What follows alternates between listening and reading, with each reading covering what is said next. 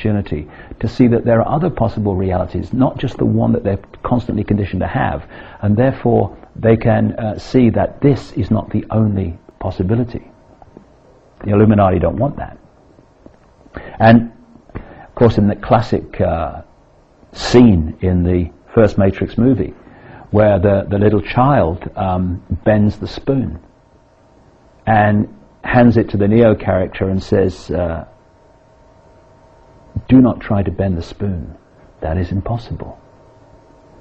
Only try to realize the truth. What truth? There is no spoon. It is not the spoon that bends. It is only yourself. Exactly.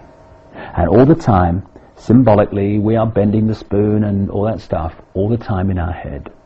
There is no out here as a three-dimensional reality. It's all going on in here. This is just consciousness, waveforms of thought that we decode. Things like gravity. Another scene in the Matrix movie where the bricks are floating around the room. What is gravity? Gravity is a sense of reality. And if we believe it, and it's consensus reality, we will be limited by it. But if you disconnect from it, you can disconnect from that reality, you disconnect from the limitations and laws of that reality. And you step out of the prison. And it's kind of interesting that, if you remember in that first Matrix movie, when the Neo character went through that realization that death was an illusion, when he was shot in the corridor and died and then came back to life, when he came back to life, he kind of symbolically overcome the limitations of the reality that he'd had all his life in the Matrix. And what happened at that point? With that realization, he was no longer seeing people and walls and what have you. He was seeing vibrational codes, in effect. The green codes that the Matrix used to symbolize this. And it's getting beyond the point where you take this to be real. That takes us beyond the limitations of the Matrix, because the Matrix will not control us once we realize that this is an illusion and we're creating it, and therefore we can create any illusion we like. We can create a paradise illusion, or we can go on creating a prison illusion, but they're still illusions, creations of our mind, and we are in control of that if we take it back. That voice in the Amazon, when I was in that altered state with the ayahuasca, was pointing all this out in great detail. And there was a point during that night when I opened my eyes and I saw the moon coming up.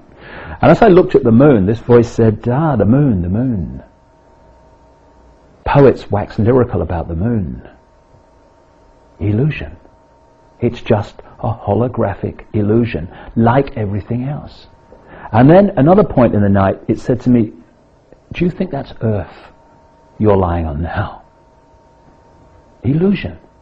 You're only lying on it because your reality is that the Earth is real and the ground is real and you are real, and therefore you create that that reality in your mind and you experience it.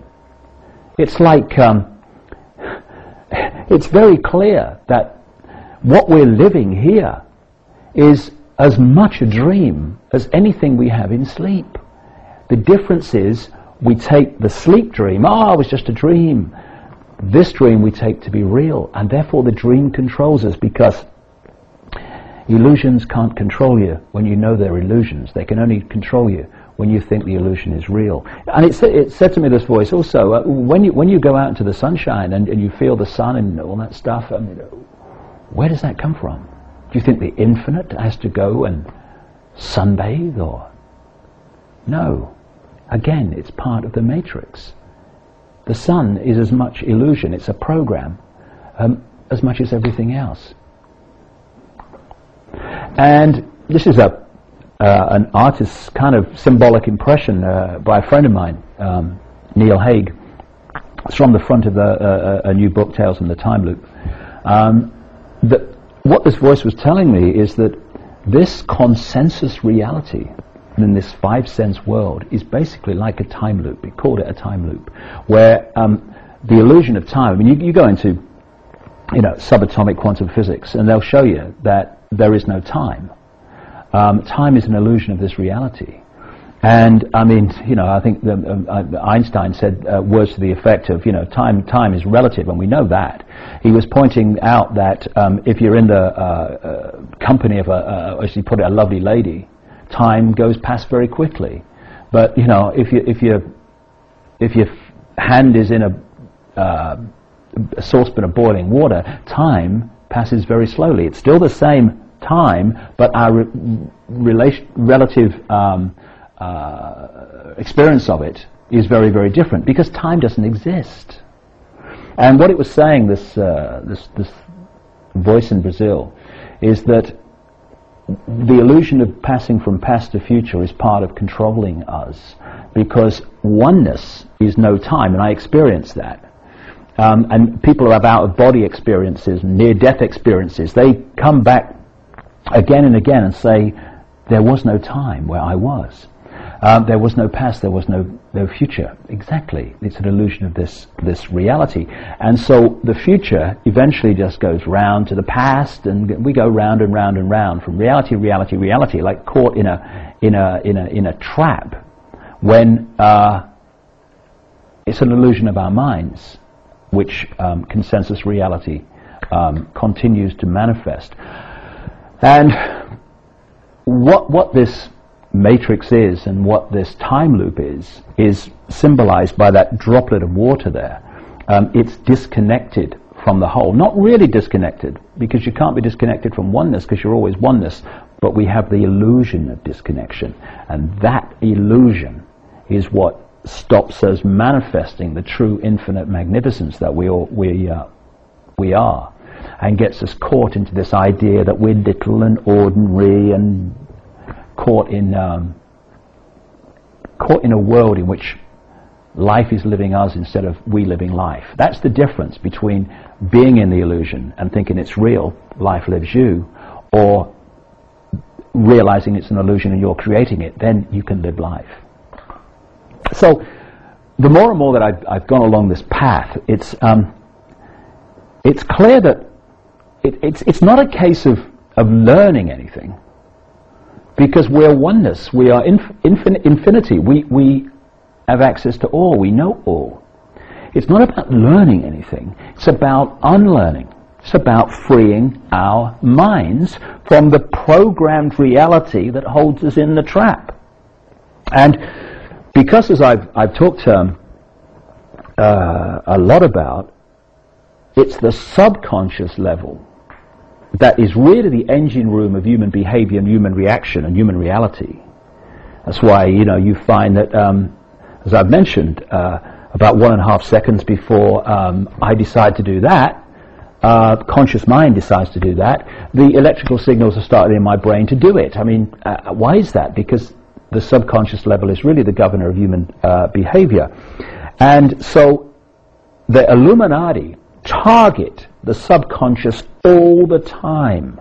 When they're talking about Bin Laden did it, Bin Laden did it, Bin Laden did it, weapons of mass destruction, weapons of mass destruction, war on terrorism, war on terrorism.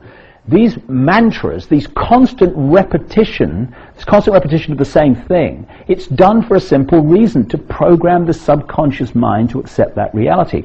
And the subliminals that you find in advertising and in political broadcasts and all this stuff are staggering in their number.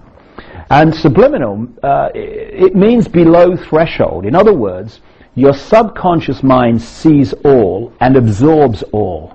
My subconscious mind, as it looks around this room, observes this room, is taking it all in. My conscious mind is aware of a fraction of what is actually there to see in this room. And so subliminals are there to talk to the subconscious while the conscious mind is completely unaware of it. I mean, a simple example, years ago now, they used to put a flash frame of Coke bottle of Coke in the movies just before the interval.